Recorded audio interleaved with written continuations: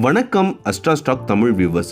Stock market சீரீஸில் இன்றைக்கி நம்ம பார்க்க போகிற இன்னொரு வீடியோ எதை பற்றி அப்படின்னு சொல்லிட்டு பார்த்தீங்கன்னா, கரண்ட் அசட் அனலைஸில் வந்துட்டு நம்ம இந்த பேலன்ஸ் ஷீட் ஓரியன்டாக ஒரு கம்பெனி நம்ம சூஸ் பண்ணும்போது இன்வென்ட்ரியில் எப்படி நம்ம வந்துட்டு அனலைஸ் பண்ணுறது, அந்த கம்பெனியோட கரண்ட் அசட்டை வச்சு ஒரு கம்பெனியை வந்துட்டு எப்படி நம்ம சூஸ் பண்ணுறது அப்படின்னு சொல்லிட்டு இந்த வீடியோவில் பார்த்துக்கிட்டு வரோம். இந்த வீடியோவில் கரண்ட் அசட்ஸான ட்ரேட் ரிசீவபிள்ஸை பற்றி நம்ம இந்த வீடியோவில் கம்ப்ளீட்டாக பார்க்கலாம். நீங்கள் ஸ்டாக் மார்க்கெட்டுக்கு பிகினர் இல்லை நியூ இன்வெஸ்டர்னா அந்த வீடியோ கம்ப்ளீட்டாக உங்களுக்காக தான் வீடியோவை ஸ்கிப் பண்ணாமல் பாருங்கள். வீடியோக்குள்ளே போகிறதுக்கு முன்னாடி AstraStock தமிழ் சேனலை சப்ஸ்கிரைப் பண்ணிக்கோங்க ஃபார் த டெய்லி அப்டேட்ஸ். நம்ம லாஸ்ட் வீடியோவில் இன்வென்ட்ரினா என்ன, அது எப்படி வந்துட்டு ஒரு ஆப்ரேட்டிங் சைக்கிளில் இருக்குது அப்படின்னு சொல்லிட்டு பார்த்தோம். அண்ட் இந்த வீடியோவில் ட்ரேட் ரிசீவபிள்ஸை பற்றி பார்க்க போகிறதுல ட்ரேட் ரிசீவபிள்ஸ்னால் என்ன அப்படின்னா, ஃபார் எக்ஸாம்பிளுக்கு இப்போ நான் ஒரு பொருள் விற்கிறேன் அப்படின்னு சொல்லிட்டு வச்சுக்கோங்க.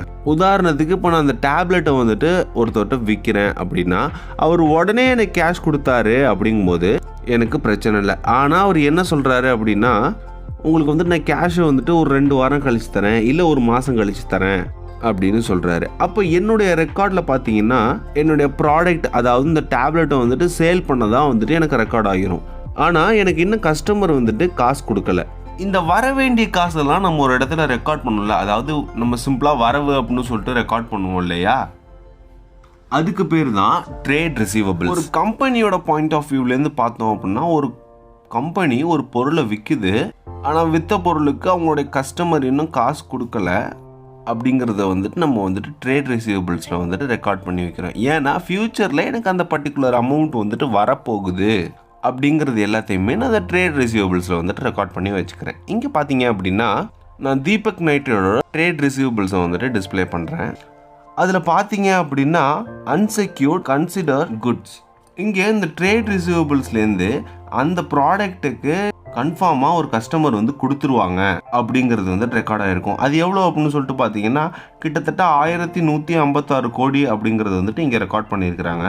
இதில் பார்த்தீங்கன்னா இந்த செகண்ட் பாயிண்ட் கீழே பார்க்கும்போது அலவன்ஸ் ஃபார் கிரெடிட் லாஸஸ் அப்படின்னு சொல்லிட்டு போட்டிருப்பாங்க. அது அவங்களால கன்ஃபார்ம் பண்ண முடியாது, அதாவது எவ்வளோ அமௌண்ட் வந்துட்டு நம்மளால் கன்ஃபார்மாக வர வைக்க முடியாது அப்படிங்கிறதையும் போட்டிருப்பாங்க. கிட்டத்தட்ட 35 கோடி கிட்ட அவங்களால கன்ஃபார்ம் பண்ண முடியாத அமௌண்ட்ஸை வந்துட்டு இந்த ட்ரேட் ரிசீவபிள்ஸில் வந்துட்டு மென்ஷன் பண்ணியிருக்கிறாங்க. இந்த ட்ரேட் ரிசீவபிள்ஸை பற்றி நம்ம ஏன் தெரிஞ்சுக்கணும், இதை வச்சு நம்ம எப்படி வந்துட்டு அனலைஸ் பண்ணுறது அப்படிங்கிறத பற்றி பார்ப்போம். இங்கே நான் என்ன பண்ணியிருக்கேன் அப்படின்னு சொல்லிட்டு பார்த்தீங்கன்னா, ரிசீவபிள்ஸ் பை ரெவென்யூ, அதாவது ரிசீவபிள்ஸ் பை ட்ரேட்ஸ் அப்படிங்கிறதோட பர்சன்டேஜை வந்துட்டு நான் இங்கே போட்டிருக்கிறேன். 2 கம்பெனிஸோட கிராஃப்ஸை வந்துட்டு நான் மேலேயும் போட்டிருக்கிறேன். முதல் கம்பெனியோட ரிசீவபிள்ஸ் பர் ரெவென்யூ பார்த்தீங்கன்னா லேட்டஸ்ட்டு வந்துட்டு 18% இருக்குது. இதுக்கு என்ன அர்த்தம் அப்படின்னு சொல்லிட்டு பார்த்தீங்கன்னா, 100 ரூபாய்க்கு ஒரு பொருளை அவங்க விற்றுருக்குறாங்க அப்படின்னா 82 ரூபா வந்துட்டு கேஷாக அவங்கள்ட்ட வந்துருச்சு.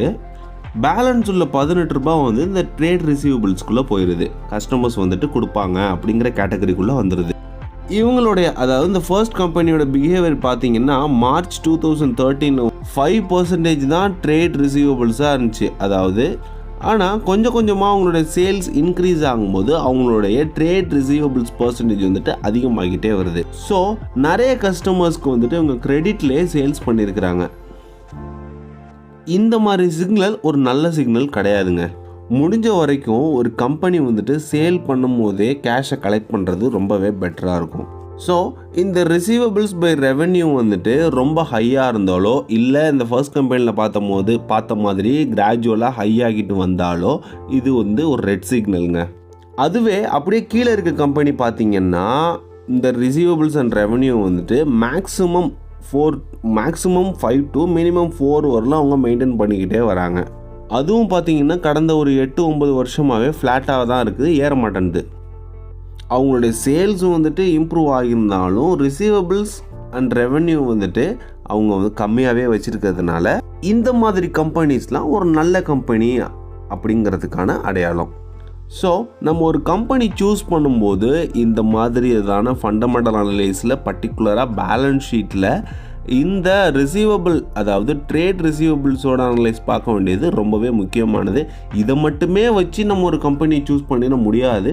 இதுவும் ஒரு பார்ட் ஆஃப் அனலைஸ் நம்ம வச்சுட்டு பண்ணால் நம்ம ஒரு லாங் டேர்ம் இன்வெஸ்ட்மெண்ட்க்கு ஒரு கம்பெனி சூஸ் பண்ணும்போது ரொம்பவே பெட்டராக இருக்கும். சேஃபாக ட்ரேட் பண்ணுங்கள், ஹாப்பியாக ஏர்ன் பண்ணுங்கள். Have a nice